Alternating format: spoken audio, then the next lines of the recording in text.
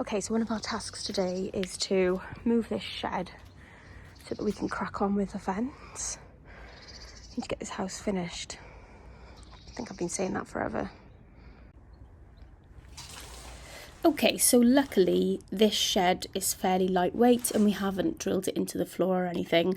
So it's just about getting everything moved from in front of it. We don't really want to move the shed far because we only need about 1 metre behind it to do the fencing and the fence posts. So yeah, we're literally just emptying the shed, and then you start to realise how much rubbish you've accumulated over the years. But I forgot to film it, but as soon as we move the shed, we actually go ahead and install the 2 fence posts that we need to complete this side of the fence. Okay, so we've gone against the guidance on the packaging and just put the fence posts in anyway.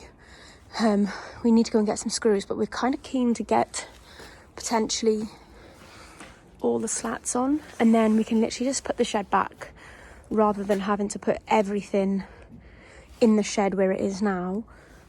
Do this another day, take it all back out and move the shed back. So I don't know if we'll be able to get it all done today, but it'd be nice to give it a go.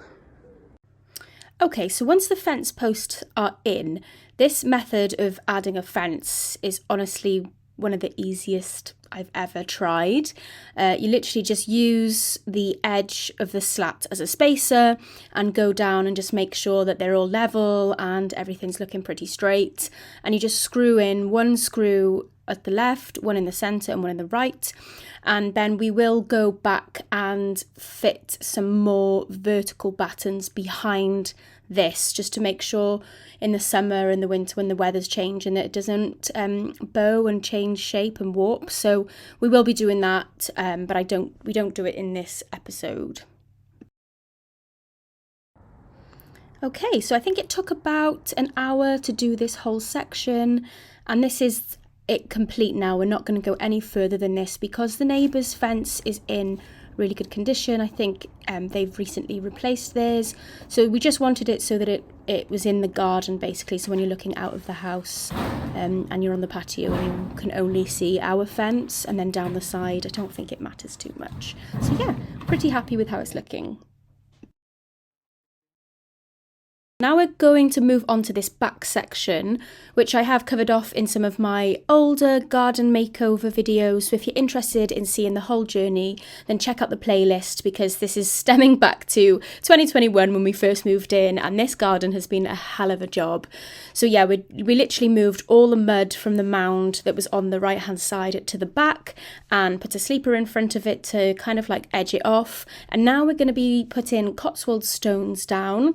So we've basically flattened the area as much as we can. We've installed weed membrane. You need to make sure you get weed membrane so that the rain can fall through the stones and through the membrane and drain away. We ordered the Cotswold Stones from Gravel Master on Tuesday, and then it arrived by the Friday, and it's one of the friendliest delivery drivers we've ever had, I think. But yeah, so this was super easy project, and it's got such a quick impact, because doing something like patio slabs would probably require a professional, but this is something that you could easily do yourself, and it's got such, like I said, good impact. It made the garden look almost finished apart from the mud bath. So this is how it was looking from upstairs. Definitely looking a lot cleaner, a lot brighter, a lot more presentable, and I can actually imagine myself enjoying a cup of tea in the springtime, sitting at the back of the garden enjoying my new Cotswold Stones. But now it's time to remember that we do have the other side of the garden to sort out. I am so sorry guys, I keep forgetting to do the behind the scenes.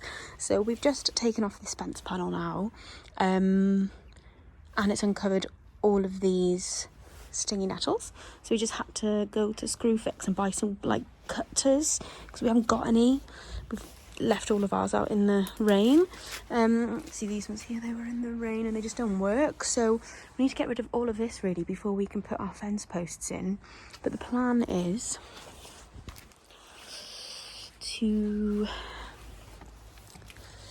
so down the side of here is probably the worst part of the house at the moment.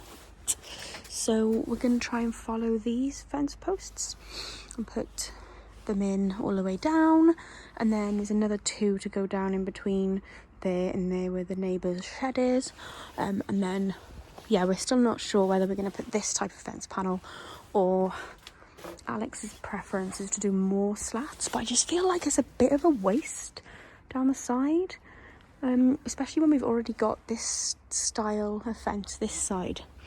This is cheaper, but it needs more precision, so yeah. Okay, so I thought it would be useful to go right back to the start so that you can see what this area used to look like. This was it on the day that we moved in, so it's actually never looked that great. And when we first moved in, we tried to make it a little bit more aesthetic by using the stuff that we brought from our old house, a bit of artificial grass and the ivy leaf wall. And I was pretty happy with how it was looking at that time. But then we started to remove all of the walls that were in the original garden. And this unfortunately meant that this white wall that you can see behind me also came down and left quite an ugly sight for sore eyes, unfortunately. We then removed the shed and used the panels just to hide all of this area, but I absolutely hated it. And at one point the garden did look quite nice, but then we had the garden room installed, which ruined the rest of the garden. And then we started the renovation project where we had the extension and the garden looked like this, and we were basically living in the garden.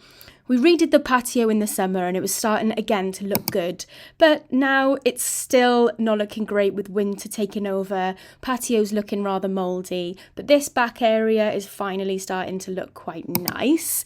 But back over to this side, we really don't know what we're going to do with it. We wanted to dig and install all the fence posts, but we realised there is some thick pieces of concrete underneath all of this mud where there used to be a wall. So let me know in the comments what you think we should do. Should we get rid of the concrete or should we use the fence post feet to attach the panels? And let me know which panels you think we should go for, because we're really confused. We have no idea what to do down the side here, but we want to get it completed in 1 month time. By the 1st of March, we want this garden complete. So let me know in the comments what you think we should do in terms of should we dig up the concrete or should we do the feet, and what type of fencing do you think we should do? Thank you so much for watching. I hope you've enjoyed this garden update. Just to remind you as well, we have got loads of other videos on the garden, so if you want to go and check them out, then please do. And if you like my content and you want to see this develop more, then please don't forget to subscribe to my channel because it absolutely helps massively. And I will see you in next week's video.